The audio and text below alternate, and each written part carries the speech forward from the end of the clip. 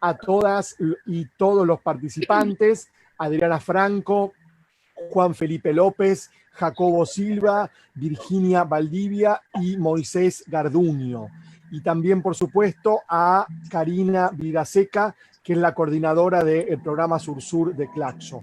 Para Claxo es realmente un compromiso, es un honor, es una obligación y también un desafío renovado poder promover, poder estimular las perspectivas sur-sur y las perspectivas del sur global. Y pensamos que reflexionar sobre las dimensiones de esta pandemia, de esta crisis provocada por la pandemia del COVID-19, desde una perspectiva sur-sur, que reconozca saberes, que reconozca experiencias, que pueda realmente producir puentes, tender puentes, construir diálogos de saberes, diálogos de reconocimiento, diálogos también de afecto, diálogos de rigurosidad, sin duda, de relevancia, para comprender los procesos sociales actuales desde perspectiva sur-sur, con vistas también a su transformación y a la reversión o a poder contrarrestar las desigualdades, los desequilibrios, las discriminaciones, las disparidades, las invisibilizaciones, los borramientos que se vienen produciendo entonces en la coyuntura actual, anterior a la pandemia y, por supuesto, agudizados, profundizados, amplificados con la pandemia. Así que vuelvo a darles la bienvenida en nombre de Claxo, del Consejo Latinoamericano de Ciencias Sociales. Vuelvo a agradecer a todas, a todos. Vuelvo a nombrar a la doctora Alicia Girón para, en su nombre, entonces, agradecerles a todos. Este es el primero de una serie de al menos 4 conversatorios que seguramente Alicia Girón y Karina Vidaseca ya le van a contar, pero haremos varios conversatorios justamente enfatizando en las perspectivas sur-sur y del sur global para pensar esta pandemia y esta coyuntura. Muchas gracias, bienvenidas, y Alicia entonces, gracias. Muy bien, pues muchísimas gracias, Pablo, y bienvenidos todos y todas. Es un gusto estar aquí con Claxo. Para mí, Claxo es parte de mi familia. Estuve mucho tiempo con ustedes, viví lo que es Claxo, y por supuesto, ahora como coordinadora del Programa Universitario de Estudios de Asia y África, pues me da muchísimo gusto estar con Karina, porque ella coordina el programa Sur-Sur. Cuando estuve de sabático hace ya algún tiempo, me tocó vivir el programa Sur-Sur. En aquel entonces lo dirigía Gladys Lechini. Entonces, ya teniendo esta oportunidad de conocernos, también porque sabemos que de alguna manera es muy importante empezar a platicar lo que está sucediendo, pues decidimos entre Claxo y la UNAM juntar varios esfuerzos. Quiero, antes de darle la palabra, antes de darle la palabra a Karina, quiero mencionar que en este conversatorio están varios académicos de la UNAM que van a tratar diferentes temas. Sus semblanzas son muy largas, no las voy a leer, pero sí voy a decir sus nombres. Es Adriana Franco, Juan Felipe López Aimes, Jacobo Silva, Virginia Valdivia y Moisés Garduño. Y bueno, Karina, te doy la palabra para que después yo ya inicie. Karina. Muchas gracias, Alicia. Bienvenidas y bienvenidos a todos a este coloquio, este primer conversatorio que mantenemos virtualmente entre PUEA y el programa Sur-Sur de Claxo, del cual tengo el gusto de coordinar hace unos años. Gracias también a la secretaria ejecutiva de Claxo, a Karina Batiani, una gran colega y compañera. Y la verdad que es hermoso tener esta posibilidad de pensar en un contexto como es el actual, el del COVID-19, coronavirus o pandemia, todo lo que significa las teorías críticas que nacen desde el sur, de algún modo también impulsando fuertemente el pensamiento crítico para posicionar a los países del sur global en el lugar en el cual les corresponde, ¿no? En términos de lo que Boaventura de Sousa Santos llama una justicia cognitiva. y también es importante y agradecerles mucho a este panel de lujo que tenemos, porque vamos a poder pensar juntas grandes problemáticas que estamos atravesando en África, en América Latina, Caribe, en Asia, en Medio Oriente, a partir de esta pandemia mundial. Así que nada, solamente agradecerles y agradecerle a Alicia y a todo el equipo de POEA y seguir con el coloquio hasta después también tener la posibilidad de interaccionar con el público. Muchas gracias. Gracias, Karina. Entonces, sí, yo una de las cosas que por lo cual nos interesamos muchísimo en armar este coloquio, porque se ha dicho mucho del fenómeno Wuhan y parecería ser que el COVID-19 es el mal de todos. Entonces, creo que es muy importante que abramos, ahora sí, las venas, como el libro de Galeano, las venas abiertas, no solamente de América Latina, sino de la gran problemática que incluso yo recuerdo cuando inicié la carrera de economía, que se hablaba del llamado tercer mundo, del segundo mundo, y después resulta que países como México, Argentina, China, la India, Brasil, pues se volvían países emergentes. Y parecería ser que aquella que se había superado las llamadas condiciones del subdesarrollo. La verdad es que nosotros tenemos que, como cientistas sociales, acercarnos desde un pensamiento crítico a decir que definitivamente lo que ha ocurrido durante los últimos, yo diría desde los últimos 30, 40 años, es que precisamente lo que viene a mostrar ahora el COVID-19 es las grandes desigualdades y las grandes carencias. Y yo hay algo que sí quiero mencionar, porque justo cuando explota la crisis del 2007-2008, justo con la quiebra de Lehman Brothers, recuerdo que estábamos en un grupo de trabajo de Claxo en La Paz, Bolivia, y México, el día que fracasa Lehman Brothers, que quiebra, es justo el 15 de septiembre, justo cuando los mexicanos dábamos el grito de independencia. En ese momento Lehman Brothers fue, ahora sí, lo que inundó el precipicio de gran parte de los bancos, el too big to fail, too big to rescue, que quiere decir muy grandes para quebrar, muy grandes para salvar. Pero precisamente eso fue lo que pasó en el sistema financiero. Se salvaron a los grandes bancos. Y esto lo que hizo fue una política muy encaminada a que los grandes bancos superaran sus carteras vencidas, pero además bajo una política de tasas de interés muy bajos, de crédito, una explosión de crédito tanto para los países como también para los grandes corporativos. Y esto lo que hizo fue que la economía realmente estuviera como cuando un paciente entra entra ya casi moribundo y el doctor le dice, estable. ¿Y cómo está mi paciente? ¿Cómo está mi papá, mi mamá? Estable. Y la economía del 2009-2010, aunque hubo un ímpetu que los economistas llamaron el momento keynesiano, pues resulta que la economía estuvo estable. Si nosotros vemos tan solo las cifras del 2019, ya teníamos grandes problemas en la economía a nivel mundial que iban, en cualquier momento, iba a salir una crisis económica y una crisis financiera. Entonces, ¿qué es lo que ha pasado?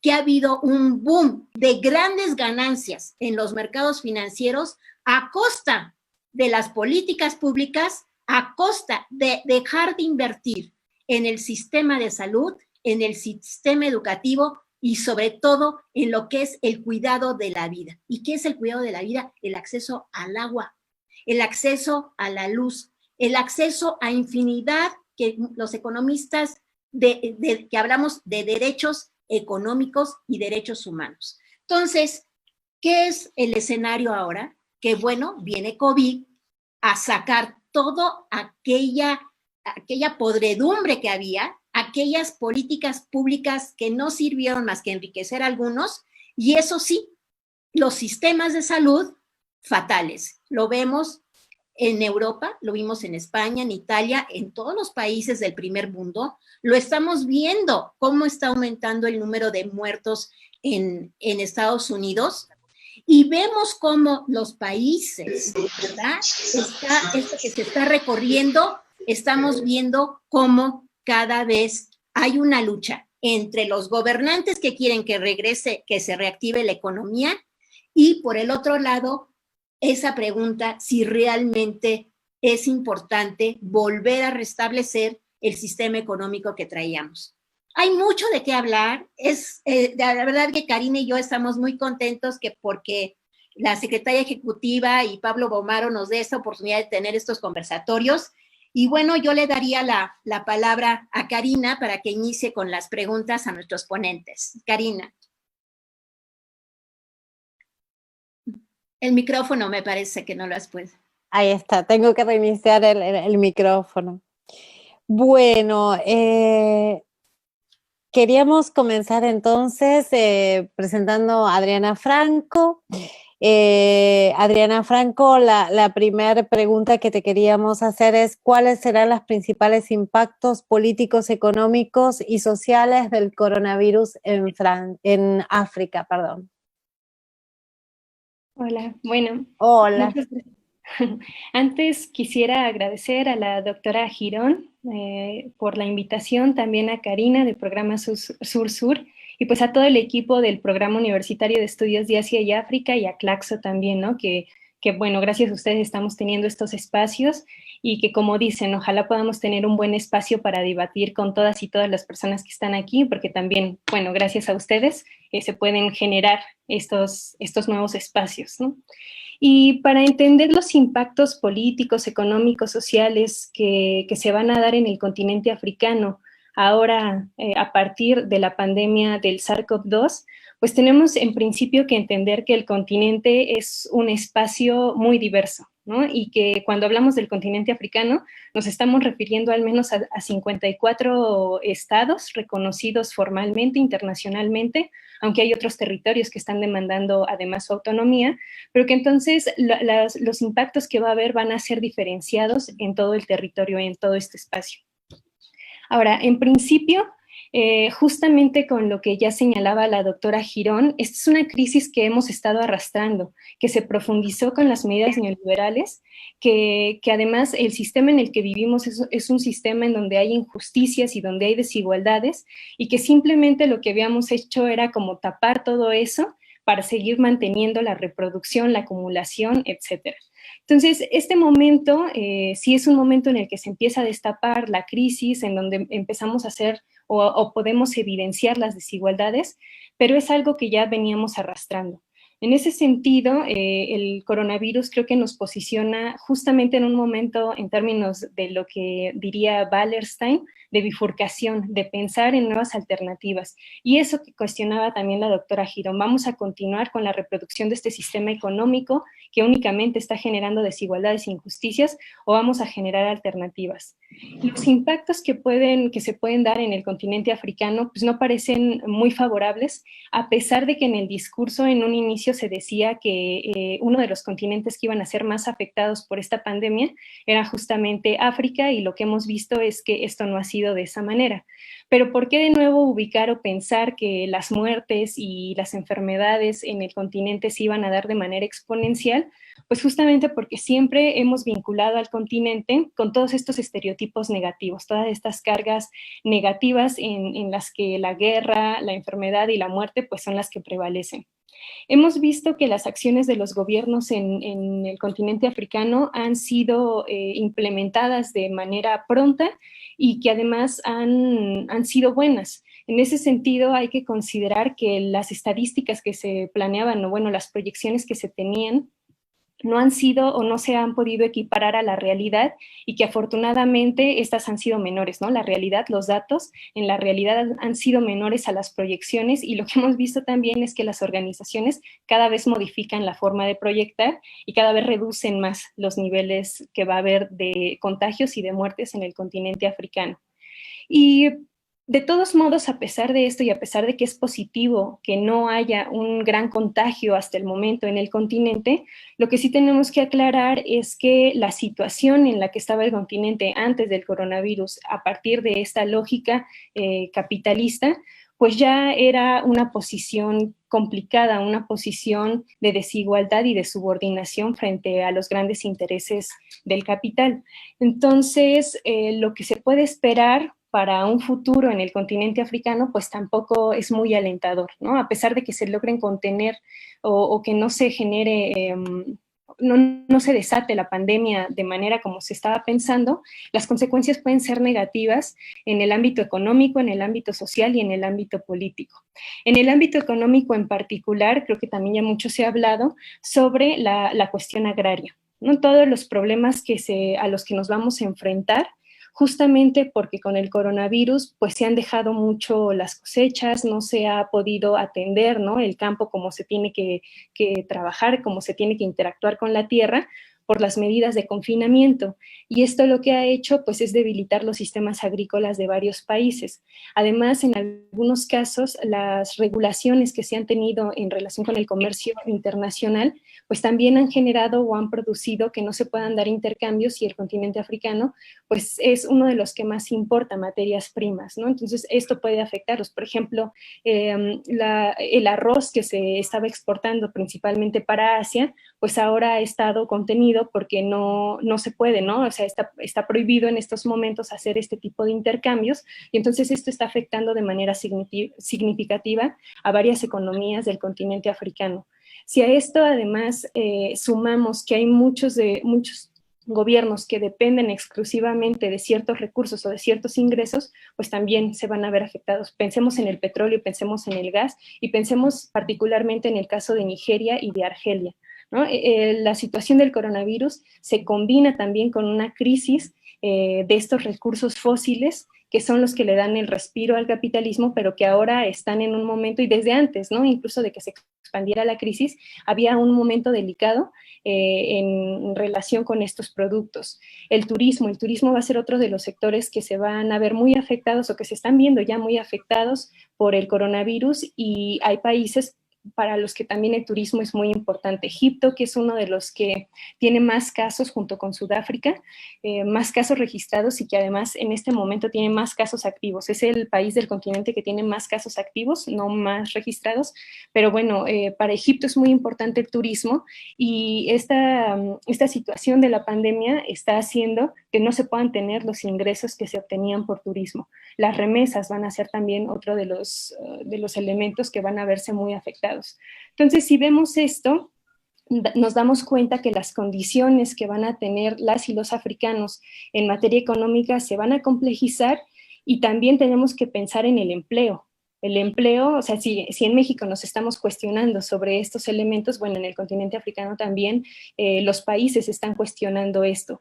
Y una de las cuestiones que tenemos que tener muy presentes en el análisis y tendremos que seguir desarrollando ahora es que los logros que habían tenido los países africanos se debieron en gran medida a que implementaron medidas de confinamiento desde que se tenían muy pocos casos de contagio. El caso de Uganda, en Uganda se establecieron estas medidas de confinamiento con menos de 70 personas contagiadas, ¿no? Entonces esto ayudó a reducir, pero también la cuestión económica está haciendo que muchos países dejen de establecer o de tener estas medidas tan fuertes, y esto puede generar un rebrote, ¿no? Ojalá que no, pero digamos, es uno de los escenarios que se pueden dar, pero es también porque la economía no está soportando estas medidas, ¿no? Que sí necesitan o solicitan que la gente no esté en las áreas de trabajo, y pues la gente en el continente africano depende en gran medida del trabajo informal. Entonces, pues esto los obliga también a salir a la calle a trabajar, a buscar formas, pues, de poder mantenerse, ¿no? La economía de subsistencia sigue siendo algo que prevalece, entonces las compras se van haciendo día con día, y esto también es un obstáculo, pues, para las dinámicas de contención que se tienen a partir de la pandemia. Hay demandas sociales también en el continente africano. ¿no? Que seguramente con estas medidas o con estas situaciones económicas se van a fortalecer y van a solicitar más reclamos. Hay una preocupación muy fuerte por algunas de las zonas que están en conflicto, porque se piensa que justamente ya esta incapacidad en materia sanitaria que se tenía, que la doctora Girón explicó previamente, con todas estas medidas de ajuste estructural que debilitaron por completo los servicios médicos del continente africano, y bueno, de muchas partes del mundo, no nada más en África, ¿no? Pero estas medidas han hecho que de pronto los gobiernos sean incapaces de atender a toda la población. Y no solamente con las medidas sanitarias, ¿no? Sino en otros ámbitos. Entonces, esto también, las proyecciones que se están dando es que va a haber más movilización social, más demandas sociales, y hay una preocupación por los lugares en donde hay presencia de los llamados grupos terroristas, porque se piensa que estos espacios también pueden ser recuperados y ganados por estos grupos, ¿no? Por estas asociaciones. Y entonces la situación, insisto, puede parecer o puede ser muy complicada, se puede ir complicando a lo largo del tiempo en el continente africano, a pesar de que se está logrando una contención y a pesar de que no se han dado los números tan catastróficos que se habían proyectado y que se está logrando una estabilidad.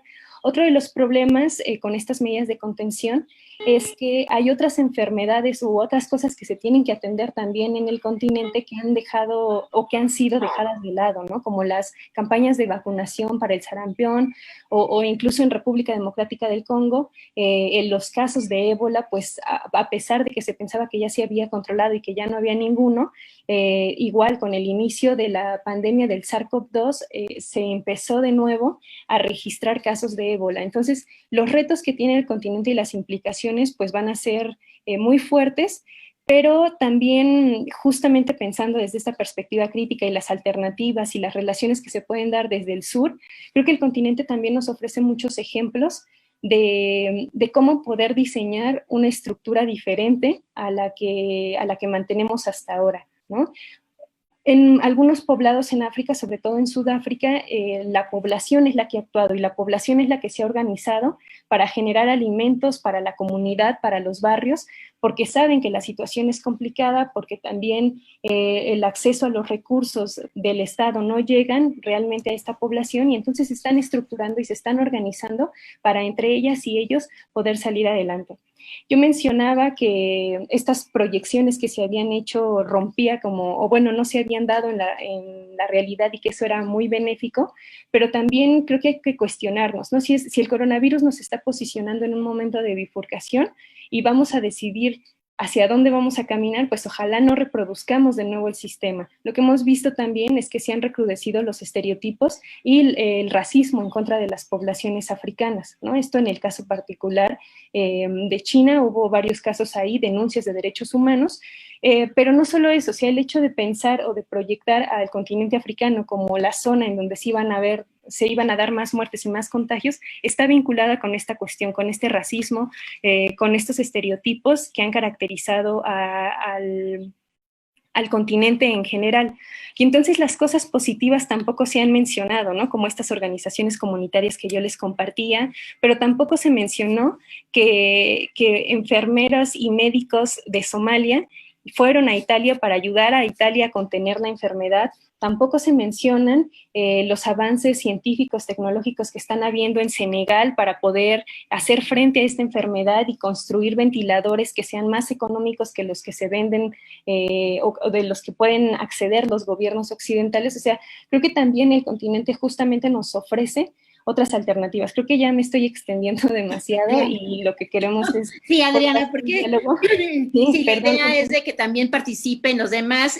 Sí, la idea de las preguntas era para que fueran relativamente cortas y dar oportunidad para otras preguntas. Y bueno, es que África es todo un tema, ¿no? Y hablamos de África del Norte y la África subsahariana, o sea, también hay que hacer ciertas diferencias. Pero le vamos a preguntar a Jacobo, cómo él está viendo las desigualdades sociales en la India y cuál es el grupo más afectado de la pandemia a partir del COVID-19. Jacobo, por favor. ¿Se me escucha? ¿No hay ningún problema? Sí. Perfecto. Bien, la pandemia va a afectar a todos los grupos sociales en India, eso es normal, y en todo el mundo, pero lo va a hacer de forma muy desigual. y evidentemente India es un país muy desigual, por eso se va a dar esto. Hay, creo yo, dos grupos que en particular vale la pena tomarlos en cuenta. Uno de ellos es las mujeres, porque van a enfrentar condiciones un poco más duras de las que estaban enfrentando. Por ejemplo, en cuanto a los cuidados, las mujeres van a tener que enfrentarse en los hogares a cuidar a los niños, a los adultos y a los enfermos. La provisión de los alimentos en algún momento. Y esto se va a volver, oye, ahorita voy a ver por qué, más complicado. Además de que las mujeres van a tener que enfrentar retos más duros con respecto a sus necesidades para sobrevivir, alimentos, salud y salud reproductiva. Entonces, ahí creo yo que es nada más para acentuar que las mujeres iban a verselas, sobre todo las mujeres de los estratos más pobres, la van a ver más pesada. Sin embargo, también hay iniciativas, igual que en África, en India también las ONG se han preparado y, por ejemplo, hay grupos de 5 mujeres en el estado de Maharashtra, que es donde más contagios ha habido, más muertes ha habido, y lo que hacen estas mujeres es llevar alimentos a aquellos sectores de la población, sean rurales o urbanos, que no pueden acceder a alimentos, que no pueden, que no tienen la capacidad, utilizando evidentemente el distanciamiento social y las medidas de higiene que se puede en ese momento tener, pero bueno, es un punto muy interesante. Sin embargo, también hay que decirlo, las mujeres también en India están en la línea de batalla contra el virus. 83% de los enfermeros y parteros en India son mujeres y solo el 84%, por ejemplo, de los médicos en India son hombres. Eso quiere decir que hay una segregación ocupacional muy marcada que igualmente va a delinear cómo se va a enfrentar el virus, pero también muestra la carga que va a tener o que van a tener las mujeres. Igualmente, en cuanto al empleo, el 90% de las mujeres que trabajan en India, que de por sí no es una, su participación en la economía remunerada no es muy grande, de esas pocas mujeres, el 90% trabaja en el sector informal, que es el sector que se las va a ver con mayores problemas, porque además es el sector que tiene que ir todos los días a trabajar, tal vez a las calles, tal vez no, tener contratos, tal vez no, y obviamente unos ingresos variables. Ese es un gran problema. El otro gran problema va a ser la violencia doméstica, evidentemente, porque se ha visto, y ya también Dina Agarwal ha hecho estudios acerca de, por ejemplo, cuando los hombres pierden el trabajo, hay más propensión a la violencia dentro del hogar. Igualmente puede haber una tendencia diferente, sobre todo en familias muy grandes y extendidas, pero lo que se ve es que esto puede afectar mucho a la mujer. Ahora bien, el otro gran sector que se va a ver afectado, sean hombres o mujeres, son los migrantes y los trabajadores migrantes. Pero cuando yo hablo de trabajadores migrantes, en México tenemos tal vez la idea mucho de los trabajadores o que vienen de otras partes del mundo a México o que pasan por México y van a Estados Unidos. No, me refiero a los migrantes propiamente indios, que vienen, por ejemplo, salen de entornos rurales y van a trabajar en entornos urbanos, ya que en su misma entidad federativa, y aquellos que van de otro estado, viajan y se van a centros urbanos donde pueden encontrar mejores oportunidades de trabajo. Esos precisamente. Y ustedes dirán, bueno, pero ¿qué tan grave puede ser el problema? Depende qué tanto lo quieran concebir. Miren, en la parte de los migrantes que trabajan, desafortunadamente no tenemos, ni en la India hay estadísticas 100% fidedignas. Al parecer, la pandemia visibilizó muchísimos de estos trabajadores, que en muchos sentidos son esenciales para la economía india. De acuerdo a el gobierno, la población económicamente activa de India son aproximadamente 500 millones de personas, algo así como 4 Méxicos, más o menos, ¿no? Y bueno, toda esta gente trabaja y el 20% son migrantes que trabajan, de acuerdo al gobierno, algo así como 100 millones. Es un mundo de gente, ya saben, cuando hablamos de India es números muy, muy grandes. Pero aquí el gobierno dice son trabajadores interestatales e intraestatales. El problema son aquellos migrantes interestatales que tienen que viajar porque obviamente los trabajos que adquieren no son propiamente con contratos o en algún momento tal vez con, digamos, salarios asegurados, etcétera, etcétera, sino es gente que se gana el pan día a día. en muchos sentidos. Y obviamente, al no trabajar, no pueden salir a trabajar debido a las medidas de confinamiento, entonces, ¿qué van a hacer? Pues se van a quedar en donde están viviendo, que seguramente es tal vez en muchos sentidos un cuartito con otras 15 personas, que hace que el distanciamiento social no pueda darse definitivamente. Entonces estas personas lo que dicen es, bueno, si no voy a ganar dinero, no voy a tener además para la renta eventualmente, me regreso a mi estado, ellos dirán mucho, en India son mucho de mi aldea, mi pueblo. Sí, el problema es que a veces el pueblo queda a 1000 kilómetros, 2000 kilómetros, 3000 kilómetros. Y tienen que hacerlo en muchos sentidos,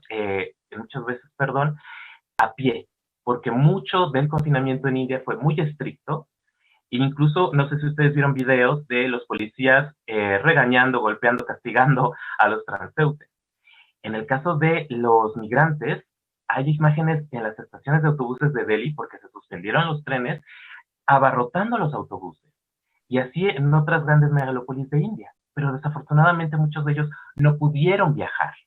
O se quedaron a la mitad del camino y se quedaron en un estado donde no viven, donde más o menos les dan un refugio donde poder comer y más o menos protegerse de la intemperie, pero al mismo tiempo no tienen ahora sí que las facilidades de trabajar, de poder ganar su sustento y sobre todo de poder moverse.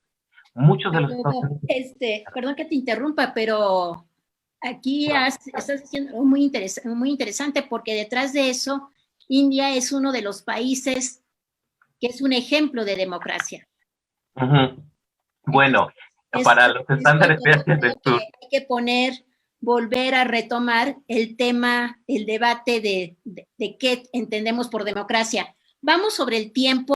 Yo le daría la palabra a Karina para que hiciera la siguiente pregunta. De acuerdo.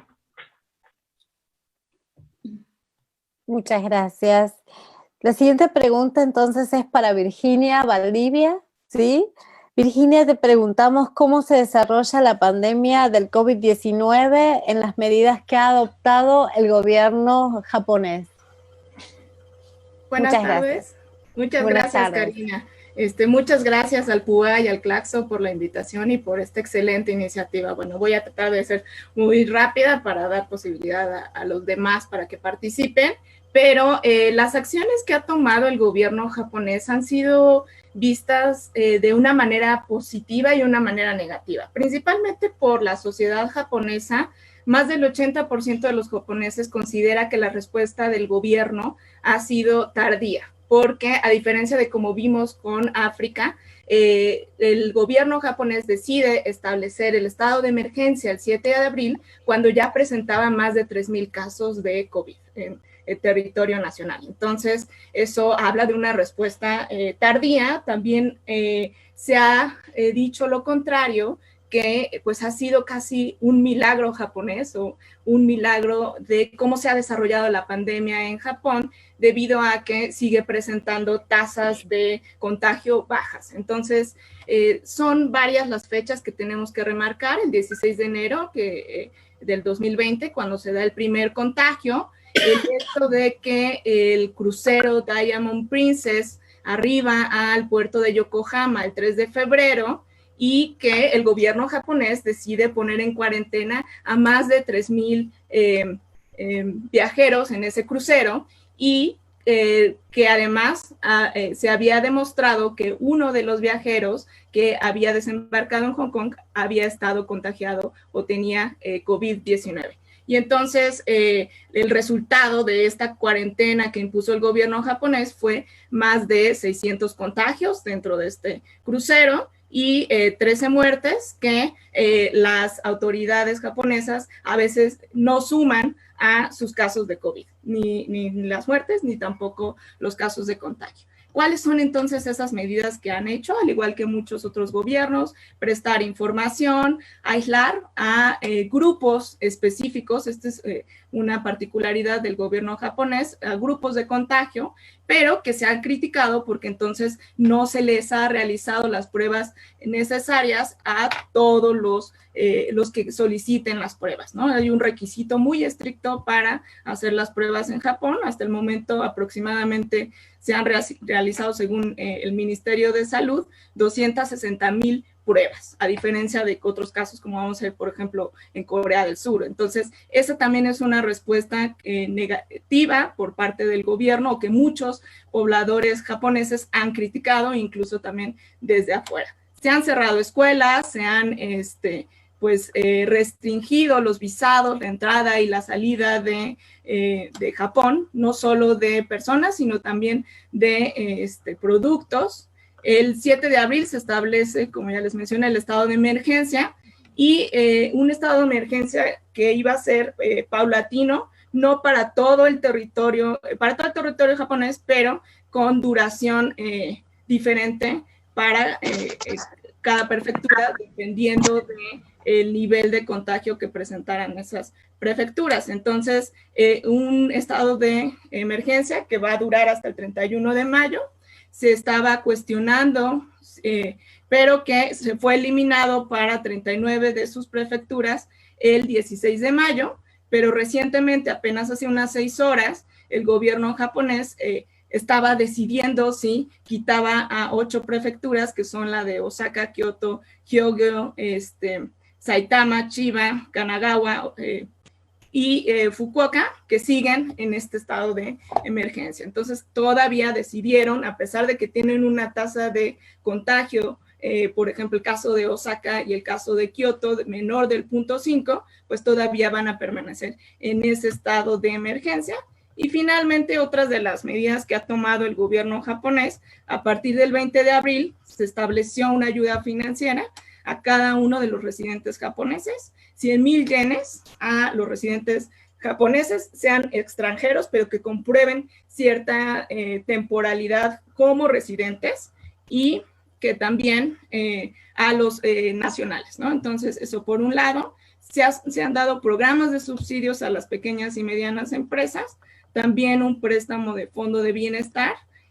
Muchos de estos programas sin retorno, o sea que no es necesario que la población retorne ese dinero, pero sí se han dado préstamos que los usuarios pues van a tener que devolver en algún momento. Entonces, eso por un lado. Préstamo también fondo de bienestar para las familias, un pequeño fondo de emergencia para aquellos hogares que sufrieron pues algunos disminución de los ingresos debido a los paros laborales. Para esos más o menos se les está otorgando unos 200,000 yenes, beneficios de seguridad de vivienda, es decir, se les está pagando también la renta, 3 meses de renta, para que puedan contener también pues los efectos económicos del COVID-19.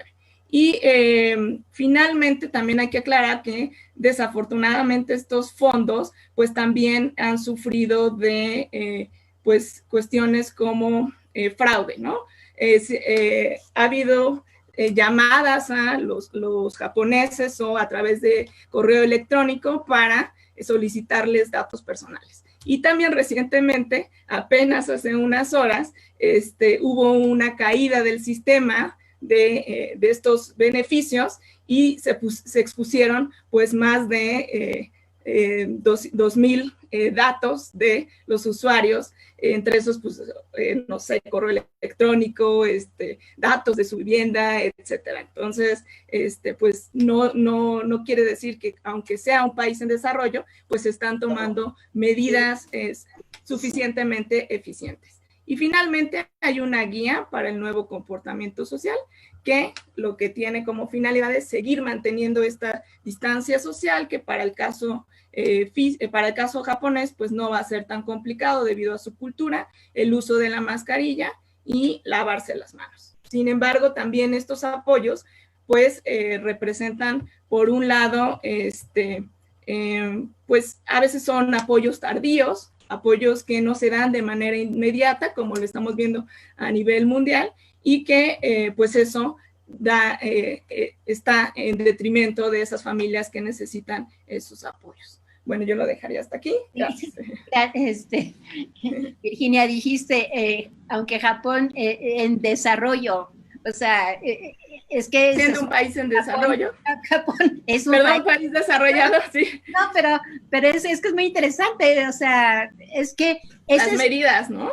Sí, las medidas, o sea, eso es a lo que voy, que todo este proyecto de austeridad en que nos han tenido durante más de, bueno, en América Latina desde finales de los 70s, 80s, 90s, viene el milenio, la agenda de desarrollo, y seguimos con políticas de austeridad. Las políticas de austeridad lo único que han estado profundizando son las desigualdades.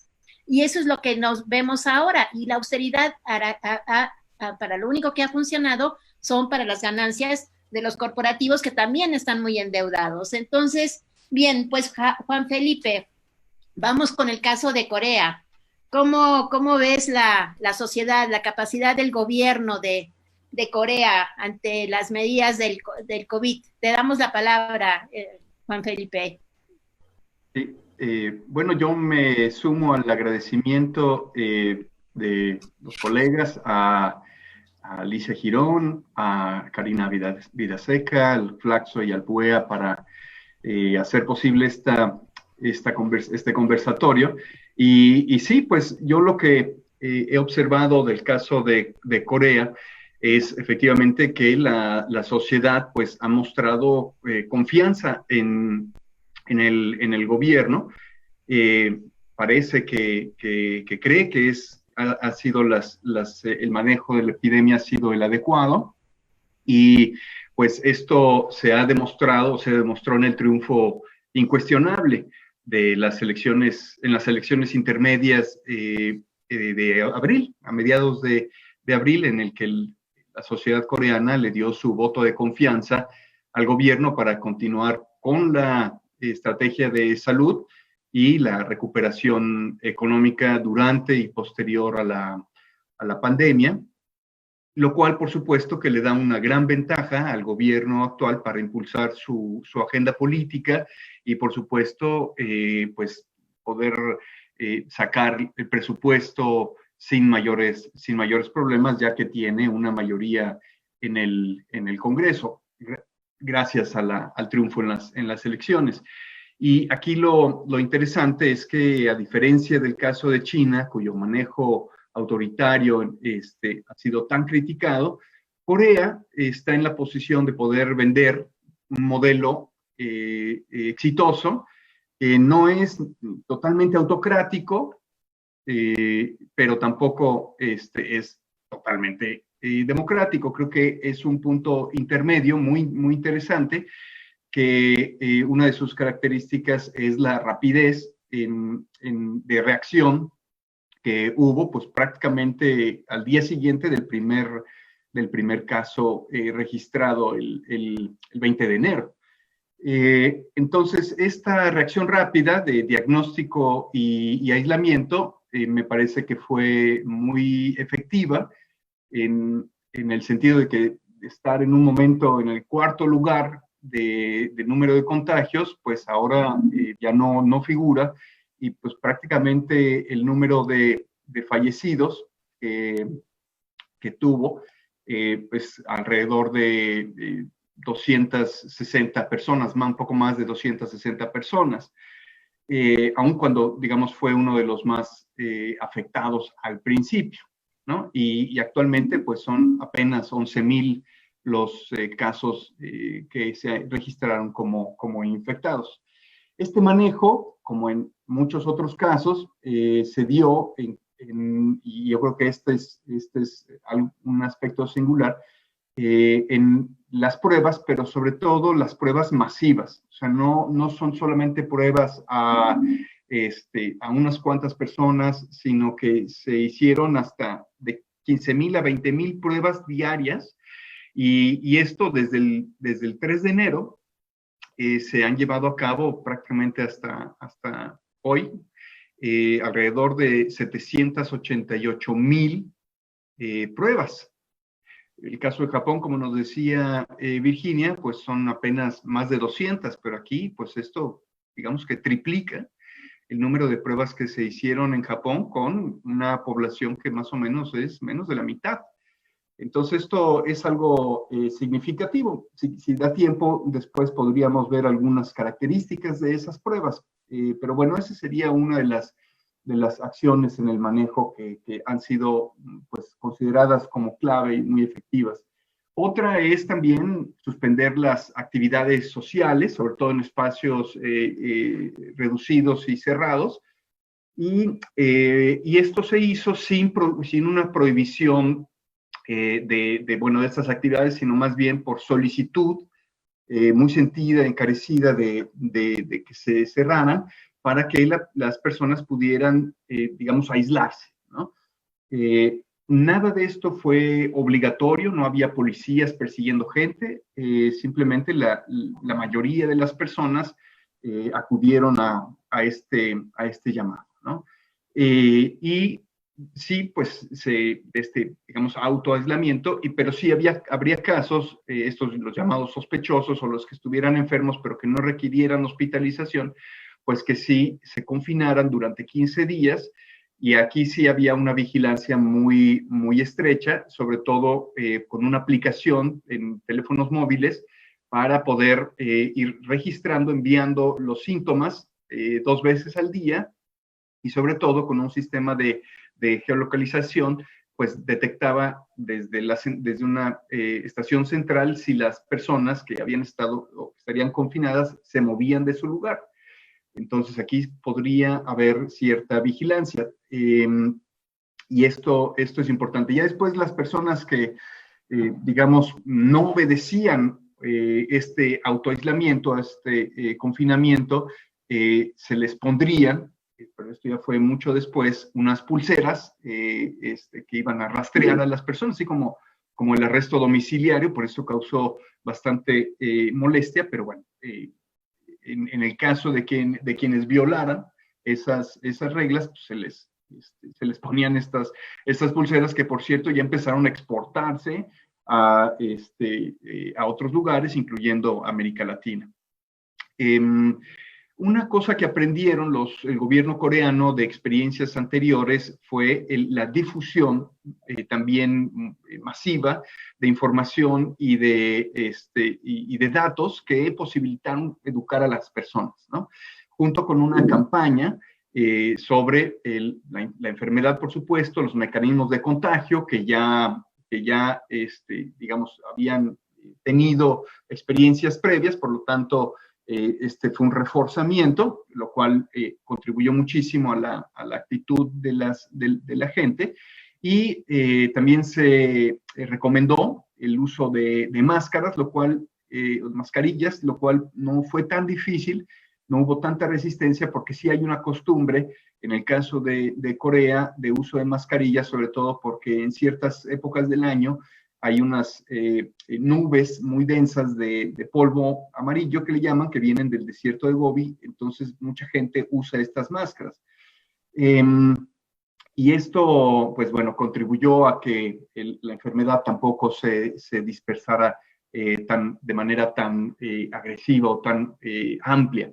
El punto central de todo esta práctico de este manejo de la epidemia, de los contagios, es que no se requirió de la fuerza física o policial para hacer cumplir estas recomendaciones, y en el fondo me parece que hay tanto una experiencia de la población como del gobierno en el manejo de estas situaciones, y también pues una confianza de que tales medidas pues eran efectivas y era, digamos, de conveniencia colectiva. Habría muchas otras cosas que podríamos conversar, agregar, pero de momento creo que eso es lo más importante del caso coreano, que ayuda de ejemplo, que no se necesita tener digamos, un gobierno controlador de cada uno de los aspectos, pero sí un gobierno que vigila. Y bueno, tal es el ejemplo que da, que hubo elecciones, se llevaron a cabo pacíficamente y exitosamente, sin ningún contratiempo, y pues estas elecciones contribuyeron a reforzar la autoridad del gobierno en el manejo de la crisis. Es que esto me parece que es un ejemplo para muchos países, incluso Corea ha sido consultada sobre esto por otros países, sobre todo aquellos que van a tener elecciones próximamente.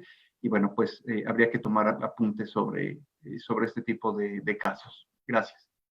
Sí, pues yo le doy la palabra, muy interesante, Juan Felipe, gracias. Le doy la palabra a Karina.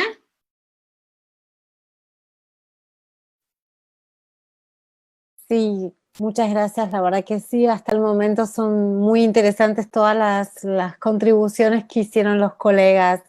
Le damos la palabra entonces a Moisés Garduño. Sí, muchísimas gracias, Moisés, por estar también con nosotras y nosotros. Y la pregunta para Moisés es la siguiente: a partir de esta gran depresión, ¿cómo puedes observar desde tu experiencia las diferentes crisis que han surgido durante los últimos 100 años?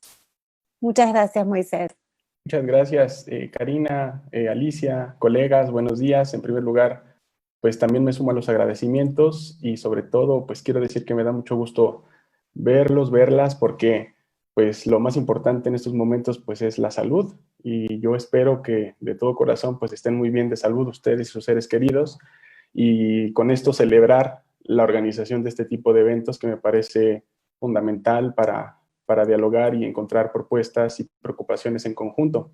Así que muchísimas gracias de entrada. Y bueno, pues con respecto a Medio Oriente, efectivamente hay varias crisis, al igual que en África. Ahí coincido con mi querida Adriana, porque efectivamente nuestra región pues ha estado también pendiendo de, al menos desde 1967, de grandes debilidades estructurales en cuestiones domésticas y también de intervenciones extranjeras por parte de actores extrarregionales, ¿no? Pues basta recordar las crisis del 67, la de el 90, pues vamos a poner la de 2001-2003, que dio origen a la guerra contra el terrorismo, la denominada guerra contra el terrorismo, el momento del 2008-2011, que empezó con la crisis económica mundial y que, pues, digamos, produjo también las revueltas populares del 2011, y ahora esta del 2020. Cada una de estas crisis pues ha tenido su epicentro, ¿no? La del 67 en Egipto, la de el 2001-2003 Irán, bueno, Afganistán e Irak, por supuesto. Luego, en el 2011, yo me atrevería a decir que fue prácticamente Túnez y Egipto, aunque realmente toda la región se vio realmente arrastrada a una crisis de, pues, demandas por la justicia social. Y ahora, justamente esta es la pregunta más importante, ¿no? ¿Cuál es el significado de la crisis actual, en tanto el epicentro pues ha sido Irán como el país con más contagios, pero que en realidad se trata de una crisis no solamente regional, sino también de una crisis de salud pública, que a pesar de que en Medio Oriente ya había habido algunas experiencias con el MERS, pues ha tomado de sorpresa a muchísimos gobiernos, particularmente a Irán y a los países árabes del Golfo, que entre ambos actores pues realmente representan el 90% de los contagios. Yo pues quisiera hacer realmente algunas reflexiones breves sobre este posible significado, pero sí quisiera decir que es muy temprano para empezar a pensar el impacto, ¿no? Yo creo que el impacto real de esta crisis sanitaria la veremos al atardecer de los acontecimientos, porque pues realmente lo que tenemos ahorita son diagnósticos, estimaciones, preocupaciones con base en los problemas previamente existentes. Y es con base en esa, pues digamos, reflexión que me voy a permitir hacer, a lanzar estas ideas particularmente. Bueno, en primer lugar, está claro que esta crisis del COVID nos ha recordado que en los países de la región el sector público ha sido totalmente deficiente y pues prácticamente ha mostrado una vez más esta fragilidad para pues otorgar servicios sociales y de seguridad social o un estado de bienestar a los ciudadanos. Particularmente hay, desde mi punto de vista, y ahí coincido también con Jacobo, dos actores o dos pues sectores más lastimados por esta crisis emergente, que es el sector informal y también el sector de las mujeres, particularmente el de las mujeres jóvenes.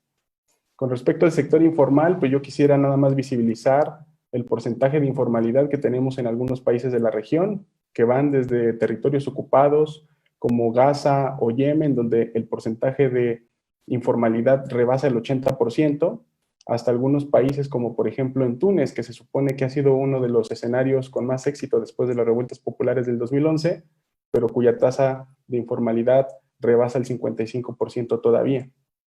Con respecto al sector de las mujeres, Al igual que han comentado mis colegas, pues también se nota una vulnerabilidad más grande, precisamente porque en estos países generalmente la salud está a cargo de trabajadoras, enfermeras, cuidadoras, parteras, personal de apoyo, que además de que están en la primera línea para atender las cuestiones del virus, pues aumentan exponencialmente su carga de trabajo, no solamente cuando están fuera de la casa, sino también dentro de ella.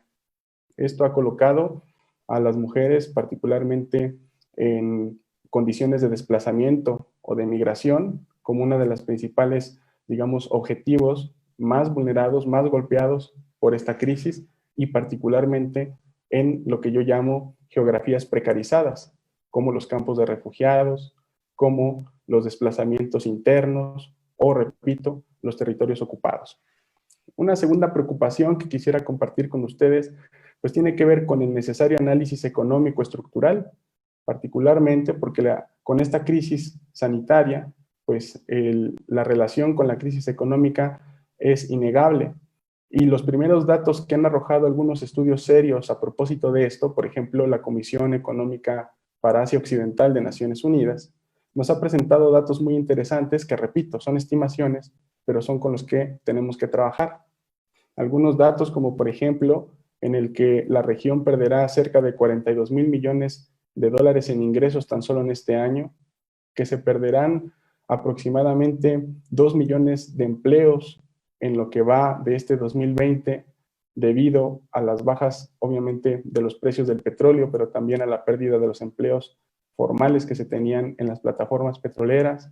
Se van a tener que, pues, retardar algunos proyectos importantes en los países árabes del Golfo, como el proyecto NEOM, que es uno de los proyectos más ambiciosos, desde mi punto de vista muy agresivo, pero uno de los más ambiciosos del reino para su Agenda 2030. Y lo peor de todo es que se tendrá que vivir, al menos con esta pérdida de empleos, con mayor cantidad de personas en pobreza y en pobreza extrema, haciendo la comisión un estimado de aproximadamente 9 millones de personas más en la pobreza y 2 millones de personas en la pobreza extrema, si consideramos los estándares con los que Naciones Unidas mide esta situación. Particularmente hay que pensar en estas geografías precarizadas. Quiero hacer énfasis solamente en algunos campos de refugiados, como en Siria, que es donde realmente la pandemia también está azotando con muchísima fuerza, pero que los medios de comunicación se han estado concentrando en las preocupaciones que mencioné anteriormente. Por ejemplo, hay campos de refugiados como Za'atari, en Siria, que tienen más o menos un estimado para ocuparse de 20,000 personas, pero que actualmente concentra una cantidad aproximada de 155,000. Considerando la escasez de agua y recordando que el agua es fundamental, de acuerdo con las recomendaciones sanitarias de Naciones Unidas para evitar el virus, nosotros podemos imaginarnos, tan solo con la escasez de agua, cuáles son los retos inmediatos de las personas que están viviendo en esta situación. Yo menciono esto no para victimizar, sino para tratar un poco de visibilizar lo que ocurre en estas geografías precarizadas y olvidadas por los medios de comunicación.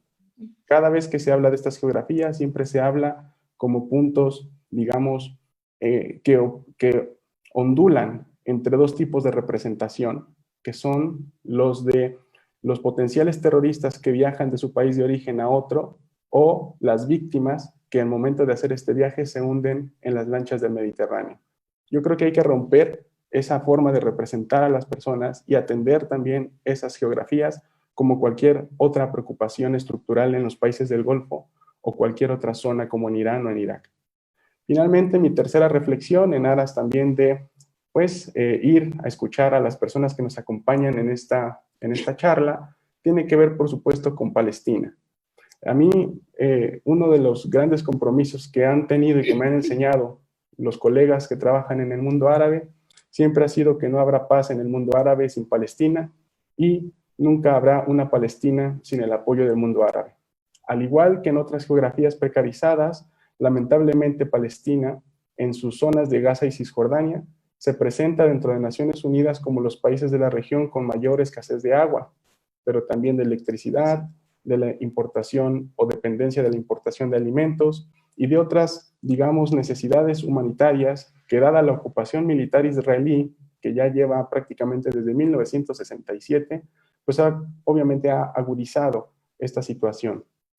Menciono la cuestión palestina para recordar con respecto al COVID-19, porque ahora esta emergencia de crisis sanitaria nos recuerda que las agendas políticas lamentablemente siguen su curso. Naciones Unidas llamó a hacer un cese al fuego global, el cual lamentablemente en Medio Oriente nunca se aceptó y nunca fue, digamos, asumido como un compromiso.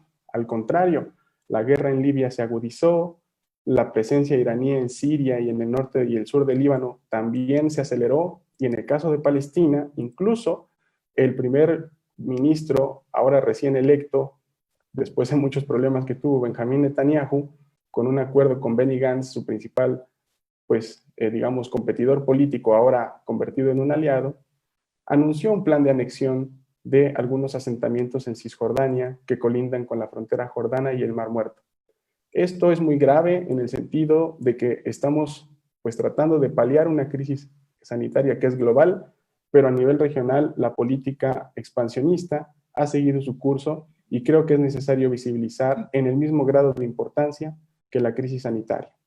Creo que con esto sería suficiente para entablar un diálogo.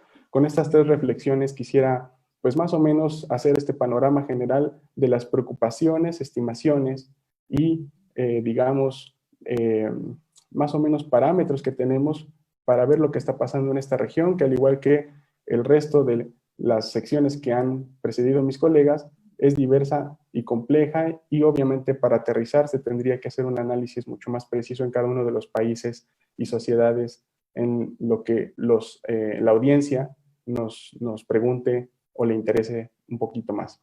Entonces, esto sería como mi contribución por el momento. Karina, Alicia, muchas gracias, colegas. Gracias, Moisés. Sí, efectivamente, en este primer conversatorio quisimos tomar diferentes países, pero quizás lo que deberíamos de hacer a lo mejor o por temáticas más concretas.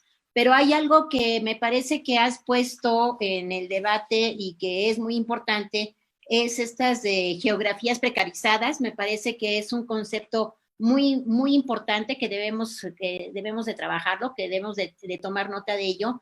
También hay otro concepto que se ha manejado aquí, es, se dijo atrás, pero es un poco la democracia de estos países, y cómo ante un hecho insólito de repente no saben cómo enfrentarlo en relación a sus habitantes. Y hay algo que también me parece que es muy importante y que creo que estamos en el fin, o al menos yo lo veo así, de la aldea global. Yo recuerdo que en el Congreso Internacional de Sociología, me parece que fue en 1990, que fue en Madrid, bueno, yo era allí muy jovencita, y entonces la aldea global y la palabra de globalización fue lo que vino a marcar, pues yo diría más de 30 años de poder establecer estas cadenas globales de producción, donde a final de cuentas, y por eso es que China, el parón de China, de alguna manera pone en ejercicio el cuestionamiento de las cadenas globales de producción, porque gran parte de las grandes empresas se trasladaron a China para precisamente aprovechar los salarios baratos que en ese momento el propio gobierno dio la oportunidad de entrar con las reformas, sobre todo que se dieron a finales de los 70s y 80s en China, pues para poder atraer esa inversión, pero con una regulación muy exitosa para el país, y que después, bueno, ahora tienen muchos mejores salarios. Algo que también me parece muy importante que se ha puesto en juego en todas las conversaciones es el día a día, esa economía informal que no la hemos podido hacer formal en la medida de que los trabajadores tengan derechos, no solamente derechos a 8 horas diarias de trabajo, sino el derecho a la salud, a la alimentación, a la educación. Insisto mucho en esto porque el día cuando se quiere aislar o el quédate en casa, que es la palabra que todos los días oímos en México, pues definitivamente no todas las personas pueden hacer el quédate en casa porque tienen que salir a comer. Entonces, yo creo que hay cosas muy interesantes que se han dicho aquí, pero esto de la aldea global y el retorno también, de alguna manera, en mi opinión, pues un poco peligroso a los nacionalismos, pues también creo que tenemos ahora sí, pues muchísimos conceptos que discutir. Y al final de cuentas, cuando dijimos, bueno, ¿por qué ponerle el sur global?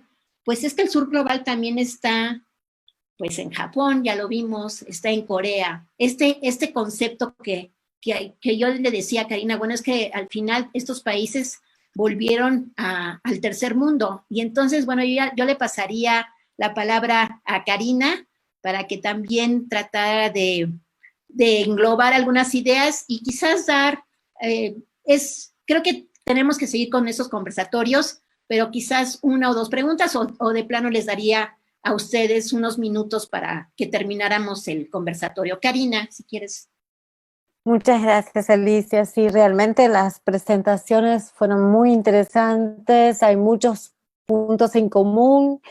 Es muy sugerente la idea de qué sucede con esta tercermundización global, o no sé cómo le podríamos llamar, respecto de cómo todos los países se terminan comportando finalmente como aquello que tanto criticaron y aquello que tanto estereotiparon, ¿no? Desde el norte mirando hacia el sur. Y no me estoy refiriendo, por supuesto, a ninguna línea dicotómica, sino que sabemos que en el primer mundo hay sures, como en el sur global hay nortes, ¿no? Esta idea también de pensar que los bolsones de desigualdades, de informalidades están solo en el sur global, ha sido como también un mito que se está destruyendo con el COVID, ¿no? Con la expansión de la pandemia. Creo que es importante también pensar cómo uno de los grandes desafíos que plantea la pandemia tiene que ver con algunas situaciones que, además de replantear la idea de aldea global, también indican hasta qué punto la crisis sanitaria no nos pone en un lugar al borde de una militarización planetaria, es decir, cómo este confinamiento también impulsa una idea de securitización muy fuerte en términos de circulación de las poblaciones, ¿no? Yo hablaba ayer con una cacique del pueblo de Aguita, aquí originario en Catamarca, y ella nos comentaba cómo en una provincia como Catamarca, en la Argentina, donde hay 0 casos, sin embargo, se trata de cuidar ese 0 caso y no se deja circular a la población. Pero claro, mientras los gobiernos, por ejemplo, el intendente de esa provincia está haciendo pactos con las mineras. Es decir, esta idea de que también, ella decía, nos tienen confinados a los pueblos indígenas, pero se siguen haciendo acuerdos con las mineras. Entonces, esta idea me parece muy interesante, muy potente de ella, que lleva a reflexionar también acerca del confinamiento, ¿no? Y por ende también acerca de lo que significan las poblaciones que no pueden confinarse. El caso de Perú, por ejemplo, que hemos visto también en los diarios, con un sector informal muy, muy grande, que no les permite hacer una cuarentena, ¿no? Es decir, y también el tema, obviamente, de las mujeres. ¿Qué sucede con los incrementos de las estadísticas de feminicidios, travesticidios, que están aumentando, donde las mujeres quedan cautivas en sus hogares con los femicidas potenciales y no hay políticas públicas que puedan resolver este dilema, ¿no? Es decir, ahí también en Argentina estamos nosotros impulsando una encuesta a mujeres vulnerables, mujeres en situaciones de riesgos, que está dentro de la unidad COVID del Ministerio de Ciencia y Tecnologías, en el cual estamos recibiendo encuestas de las propias mujeres, informando acerca también de estos riesgos que están corriendo. Entonces, realmente estamos con una preocupación muy, muy grande que nos atraviesa a toda América Latina, pero también a poblaciones del resto, como los compañeros y las compañeras han muy bien señalado. Y un tema que me preocupa también mucho es las hambrunas. Es decir, ¿qué va a suceder con este momento que yo no me animo a llamar post-pandemia, porque creo que sería muy liviano pensar en que en breve vamos a transitar un lugar donde la pandemia no exista, porque de hecho ni siquiera las autoridades de la Organización Mundial de la Salud ni los expertos científicos hablan de que la vacuna esté visiblemente, cercanamente a nuestros días. Es decir, creo que vamos a tener este proceso que lidiar con este virus en los próximos meses, y no sé si hasta un año o lo que va a llevar, y por ende también cambio climático, ¿no? Es decir, todos los pensadores de la ecología política ya lo venían mencionando, y esto también pone en evidencia un gran desafío que implica pensar esta crisis a nivel planetario. Así que bueno, eso es como lo que me viene a cuento de todas las presentaciones. Y uno más, agradecerle también a Moisés y contarles que este lunes desde Claxo hemos hecho justamente un coloquio sobre Palestina, conmemorando los 72 años de ocupación de Nakba y derecho al retorno, con el GT de Palestina América Latina, en el cual también coordina Moisés, y que fue realmente muy, muy importante llevarlo a cabo conjuntamente. Así que muchas gracias, y eso está también circulando en el YouTube de Claxo, si lo quieren volver a escuchar y a reeditar. Pues muchísimas gracias, Karina. Quizás nos quedan unos segundos. Le daría la palabra a los panelistas por si quieren agregar algo, algún tema que crean que es importante.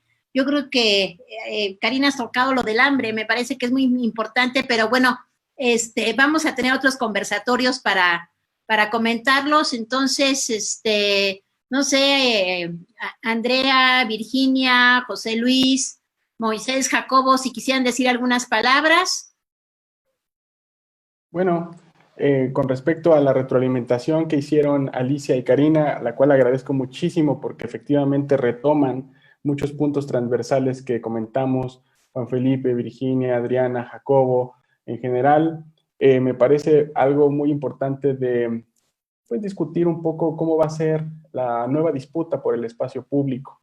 El confinamiento, como bien comentaron, pues ha confinado a ciertas personas que pueden confinarse, pero que también está sirviendo como una herramienta política para seguir avanzando con ciertas, pues digamos, preocupaciones de intereses particulares, como los que bien criticaba Alicia al inicio del conversatorio, los cuales se han enriquecido con este sistema económico, pues sobre todo neoliberal.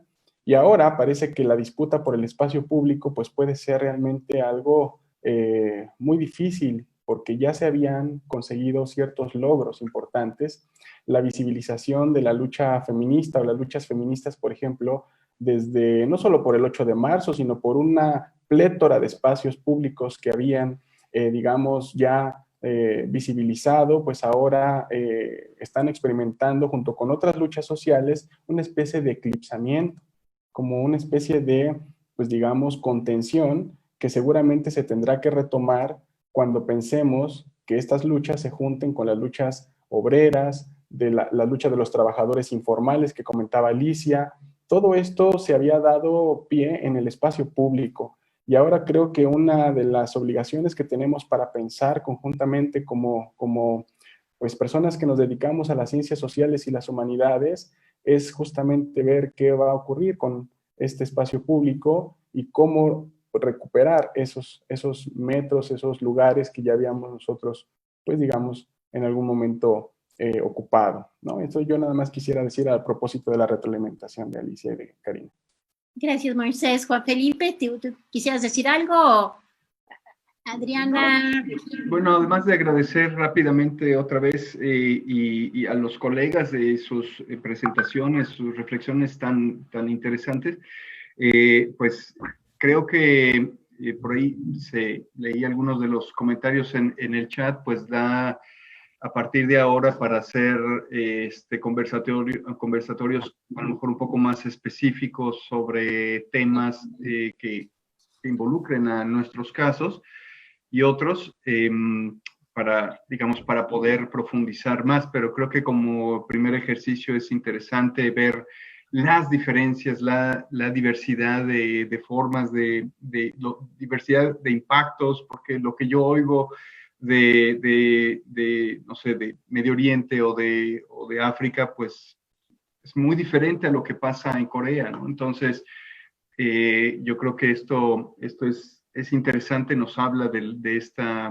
una complejidad de todo este asunto, y yo creo que ameritaría ahora, digamos, adentrarnos a algunos temas más específicos, igual desde un punto de vista multidisciplinario, comparativo. Yo creo que eso va a ser muy, muy rico futuros conversatorios. Gracias, Juan Felipe. Jacobo. A mí, bueno, primero me parece que el esfuerzo del PUEA y de Claxo ha sido muy interesante y deseo ver los próximos conversatorios. Segundo, sobre India en particular, es cierto, el debate de la democracia es bien importante allá y nada más podemos ver que próximamente en India las cosas en cuanto a este debate van a dar mucho de qué hablar. Por otro lado, en cuanto a lo de la economía y la liberalización de las economías, en India es increíble. Los últimos años, la verdad, han dejado a la economía, sobre todo al sector público, muy mal parado. Nada más un dato. India nada más gasta para salud 2% de su PIB. Muy bien. Es poquísimo, ¿no? Por otro lado, ¿va a haber hambre en India? Sí, pero lo más interesante, las cosechas del año pasado fueron históricas. El problema de la pandemia, tal vez del hambre en India, no va a ser la producción de alimentos, la distribución de alimentos. Y ahí va a estar completamente el problema. Por lo demás, el mundo sigue rodando y además India ayer le tocó ser víctima de un ciclón tropical, tal vez el más fuerte que se haya registrado en la zona del Golfo de Bengala, y la gobernadora del estado de Bengala Occidental dijo que es un desastre peor que el COVID. Okay. Aparte, problemas con entonces. Gracias, Jacobo. Virginia, ¿quisieras decir algo? En un minuto. Sí, bueno, rápidamente, que sí, efectivamente vamos a tener que, ya la OMS ya dijo que es un virus endémico, entonces no tenemos seguridad de cuánto tiempo va a estar conviviendo este virus con nosotros, hasta que no tengamos una vacuna ni un tratamiento pero que estas economías están luchando entre la disyuntiva de asegurar la salud o asegurar la economía. Entonces, muchos de estos países, en particular Japón, está priorizando darle más seguridad a la economía, reabriendo empresas en China, obviamente con medidas de seguridad más intensivas, pero eso también responde y por eso Japón tuvo una respuesta tardía en meter este estado de emergencia por las pérdidas que iba a tener en posponer los Juegos Olímpicos, ¿no? Que bueno, después va a tener esas ganancias posteriormente, pero quién sabe cómo. Realmente no sabemos cómo van a ser las condiciones de regreso a esa nueva normalidad. Muy bien, Adriana. Sí, bueno, yo nada más también brevemente, porque si no, después no me callo.